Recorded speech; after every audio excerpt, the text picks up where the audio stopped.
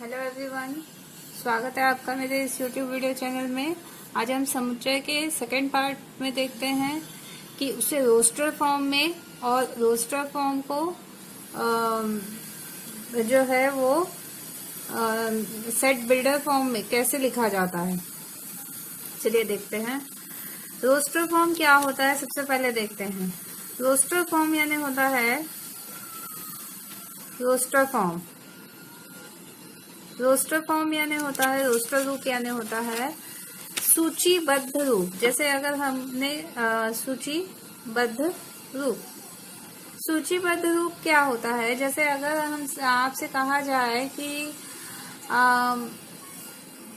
अरिजीत सिंह के गानों का समूह बनाइए, तो इसको हम दो तरह से लिख सकते हैं। एक तो हम जो है ऐसा लिख सकते हैं, सीधा लिख सकते हैं कि अरिजीत सिंह के गानों का कलेक्शन, अरिजीत सिंह के गानों का समूह, या फिर उसके हम गाने डालते जाएं। गाने कैसे डालते जाएंगे हम, जैसे ये पहला गाना डाल दिए, उसका फिर दूसरा गाना डाल दिए, फिर तीसरा गाना डाल दिए, उससे जो कलेक्शन बना वो हो गया सूची, उसकी सूची आ गई, उन गानों की सूची आ गई। या सीधा हमने एक लिख दिया। तो ये जो दो रूप हो गए, इसमें एक रूप में हमने उसकी पूरी सूची तैयार कर ली जिसको हमने कहा सूचीबद्ध रूप, है ना, और दूसरे रूप में हमने उसको पूरा एक ही लाइन में लिख दिया कि उसके गानों का समूह है। गानों का जो समूह हमने लिया है, और उससे देख के ही हमको पता चल जाएगा जो समुच्चय बनेगा वो कैसा होगा, उसी के सिर्फ गानों का समुच्चय बनेगा। तो ये जो है इसको बोलते हैं हम समुच्चय निर्माण विधि, समुच्चय निर्माण रूप, और इसको बोलते हैं सूचीबद्ध रूप या फिर रोस्टर रूप। रोस्टर रूप में हमको पूरा एक एक उसमें लिखना रहेगा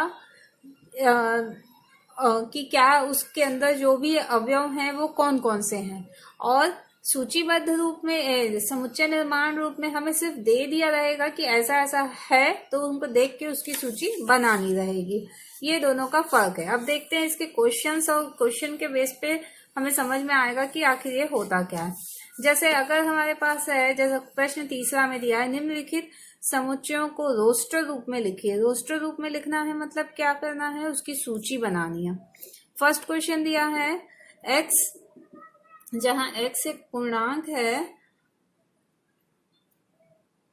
और x का जो मान है वो ऋण 3 और 7 के बीच में है। x का जो मान है वो ऋण 3 और 7 के बीच में है, लेकिन इसमें ऋण 3 और 7 शामिल नहीं है। ध्यान रखना है हमें, दोनों शामिल नहीं है। तो क्या बनेगा, ये x का जो मान है वो ऋण 3 और 7 के बीच में है। इसका क्या मतलब होता है, x जो है वो बड़ा है ऋण 3 से, और x जो है वो छोटा है। देखो यहाँ पर क्लोज माउथ है इसका, यानी x छोटा है 7 से। तो इसमें जो हमारा सूची बनेगा, एक तो पूर्णांक है, बोल रहा है पूर्णांक है मतलब क्या हो गया, धनात्मक संख्या भी आएगी, ऋणात्मक संख्या भी आएगी, और शून्य में। पूर्णांक में क्या रहता है, पूर्णांक को जनरली हम z से डिनोट करते हैं, और इसमें कौन कौन से अवयव रहते हैं, 0 plus minus 1 plus minus 2 and infinity तक। तो ये जो है पूर्णांक, इसमें हमको कहाँ से कहाँ तक लेना है, -3 से बड़ी और 7 से छोटी। इसको हम नंबर लाइन से बहुत अच्छे से समझ सकते हैं। 0 1 2 3 4 5 6 7, एक तरफ जो है वो पॉजिटिव इंटीजर्स रहते हैं, और लेफ्ट साइड जो है वो नेगेटिव इंटीजर्स आ जाते हैं। -2 -3, जितनी बड़ी संख्या में माइनस लगता है वो संख्या उतनी ही छोटी होती जाती है। 0 से जितनी ही दूर जाती है माइनस में, वो उतनी ज्यादा छोटी होती जाती है। तो हमें अभी क्या चाहिए, -3 और -3 कहाँ है, ये है -3 और 7 के बीच के इंटीजर्स क्या क्या हो जाएंगे। a इक्वल टू हमारा सेट बनेगा फर्स्ट का, a इक्वल टू सेट क्या बनेगा इसमें, -2 -1 0 1 2 3 4 5 6। सेकेंड इसमें है b equal to x such that x जहाँ की संख्या 6 से कम एक प्राकृत संख्या है। 6 से कम प्राकृत संख्या कहाँ से स्टार्ट होती है? सबसे पहले ये देखेंगे कि प्राकृत संख्या क्या होती है और कहाँ से स्टार्ट होती है। तो प्राकृत संख्या 1 से स्टार्ट होती है और 6 से कम चाहिए हमें, 6 से कम चाहिए प्राकृत संख्या, यानी b का जो कलेक्शन बनेगा वो होगा 1 2 3 4 एंड 5। थर्ड c जो है x इसमें इस प्रकार से है कि x 2 अंकों की एक ऐसी प्राकृत संख्या है जिसके अंकों का योगफल 8 है, यानी कि अंकों का योगफल 8 लेना है। तो पहली प्राकृत संख्या हो जाएगी 17। देखो दोनों के अंकों का योगफल 8। इसके बाद इधर से एक बढ़ाओ, इधर से एक कम, 26 35 44 53 फिर 62 71 और लास्ट में 80 भी आएगा, क्योंकि 80 भी 2 डिजिट नंबर है और इसके जो सम ऑफ डिजिट्स हैं वो 8 हैं। नेक्स्ट फोर्थ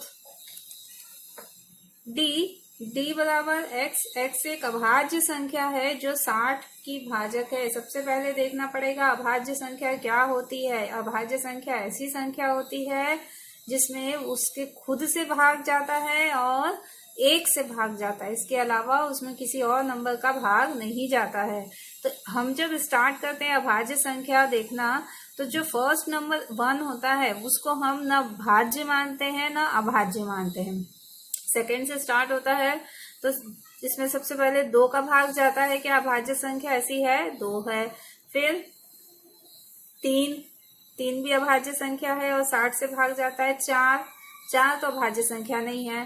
5 भी जाता है। 6 अभाज्य नहीं है। 7 8 9 10 11 12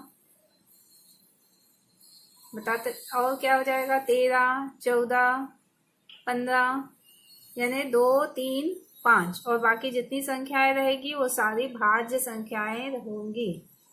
बस यही 2 3 5 एक ऐसी अभाज्य संख्या है जो 60 से भाज्य भी है और अभाज्य भी है, दोनों चीज है। ई बराबर ट्रिग्नोमेट्री शब्द के सभी अक्षरों का समूह। अच्छा, इसमें एक चीज ध्यान रखना है कि जो हम सेट लिखते हैं, समुच्चय में जब हम एलिमेंट्स लिखते हैं तो उसके ऑर्डर आगे पीछे हो सकते हैं, ऑर्डर बहुत मैटर नहीं करता, बट उसमें जो भी एलिमेंट्स रहेंगे, ऑब्जेक्ट्स रहेंगे, उसका रिपीटेशन अलाउ नहीं है। यानी अगर हमने टी एक बार लिख दिया है ट्रिग्नोमेट्री का तो उसमें रिपीट करके दोबारा नहीं लिखना है। चलो स्टार्ट करते हैं। T comma trigno, TRIGO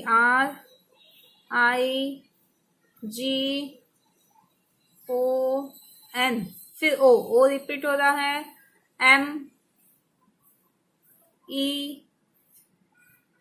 T है यहाँ, R हो गया है एंड Y, इतने सारे एलिमेंट्स होंगे इसके। नेक्स्ट है F, बैटर शब्दों के अक्षरों का समुच्चय। बैटर में क्या क्या हो जाएगा? BETR, बाकी सारे रिपीट हो रहे हैं। तो इस प्रकार से ये हमने लिखा रोस्टर फॉर्म। रोस्टर फॉर्म के बाद अब नेक्स्ट आते हैं हम सेट बिल्डर फॉर्म में। सेट बिल्डर फॉर्म क्या होता है, उसे कैसे लिखते हैं वो देखते हैं। रोस्टर फॉर्म के बाद आ रहे हैं सेट बिल्डर फॉर्म। जैसे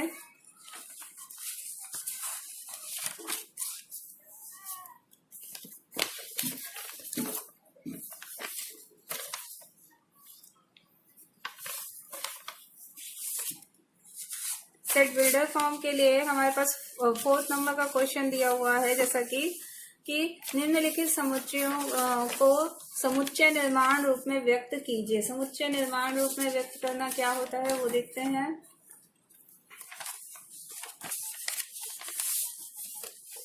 समुच्चय निर्माण रूप, अब जैसे हमारे पास दिया हुआ है भाई, जो अभी फॉर्म हमको दिया हुआ था वो एक्चुअल में समुच्चय निर्माण रूप था, उससे हमने रोस्टर फॉर्म बनाया था। अब जो ये रोस्टर फॉर्म दिया हुआ है तो हमको समुच्चय निर्माण रूप लिखना है, सेट बिल्डर फॉर्म बनाना है। सेट बिल्डर फॉर्म के लिए हम इसमें फर्स्ट में क्या लिखेंगे, इसको हम कुछ भी ले सकते हैं, कुछ नाम दे दे तो बहुत अच्छा है। सपोज हम इसको नाम दे दिए A equal to x such that X, जहां की एक्स बराबर ये क्या है, इसको हम पहले जज करते हैं, इमेजिन करते हैं कि एक्चुअल में ये है क्या। सेट के अंदर है 3 6 9 12, 3 6 9 12 को देख के हमको क्या समझ में आ रहा है, ये क्या है। 3 एकम 3, 3 दूनी 6, 3 तिया 9, 3 चौक 12। कहाँ तक किया है हमने, इसमें मल्टीपल लिया है 3 का। कहाँ तक, केवल 4 तक, 3 के 4 अंकों तक का मल्टीपल लिया है, गुणज लिया है। तो अब हम इसको हम लिख सकते हैं x बराबर 3n, जहां n बराबर क्या है, n बराबर है 1 2 3 4, ऐसा है। अब सेट बिल्डर फॉर्म को हम जरूरी नहीं है कि ऐसा लिखें, इसको हम चेंज करके भी लिख सकते हैं। और n क्या है, जहां एक नेचुरल नंबर है, प्राकृत संख्या है, ठीक। इसको हम ऐसा भी लिख सकते थे, x such that x equal to 3n, और n की जो वैल्यू है, n belongs to natural number लिख देते हैं, और n की जो वैल्यू है वो कहां से कहां तक है, 1 से 4 तक, 4 के बाद नहीं लिख देना है हमको। इसको हम ऐसा भी लिख सकते थे, a equal to x equal to x such that x equal to 3n, और n की जो वैल्यू है वो 0 से बड़ी और 5 से छोटी है। इसमें ये नहीं लिखते कि n एक प्राकृत संख्या है, प्राकृत संख्या होने पे क्या हो रहा है, उसकी वैल्यू 1 से स्टार्ट हो रही है, तो हम उसको नहीं लिखेंगे। तो इस प्रकार से कहने का मतलब, इसको ऐसा भी लिख सकते थे कि x जहां x बराबर 3n, जहां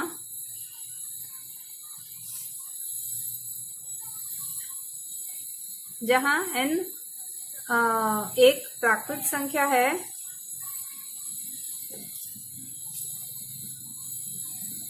जिसका मान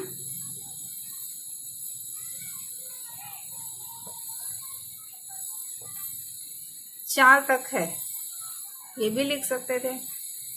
और भी कई तरीके से इसे हम लिख सकते हैं। मतलब सेट बिल्डर फॉर्म में हम चीजों को अपने शब्दों में लिख सकते हैं, लेकिन उसका मीनिंग जब निकलेगा और उससे जब लिस्टिंग फॉर्म बनेगा, रोस्टर फॉर्म बनेगा, तो वो वही निकलेगा जो है, ऐसा नहीं कि चेंज हो जाएगा।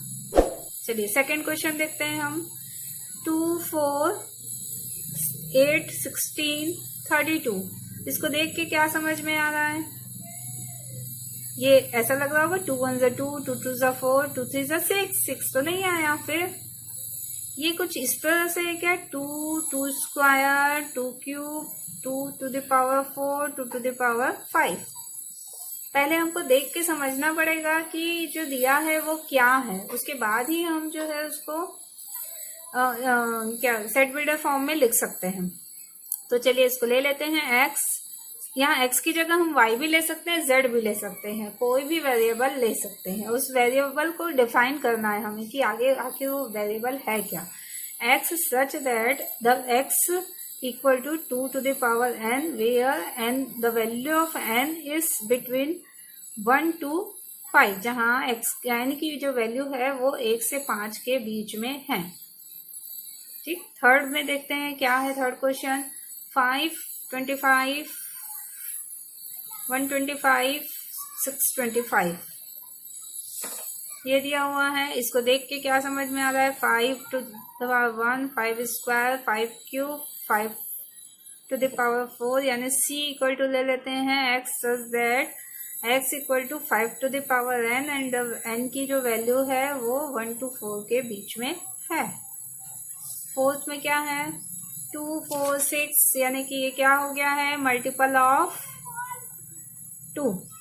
तो इसको हम क्या लिख सकते हैं, x such that x equal to 2n, और n की जो वैल्यू है क्या है, n belongs to natural number, सीधा लिख दो, 1 2 3 4 जैसा भी है वो चला जाएगा।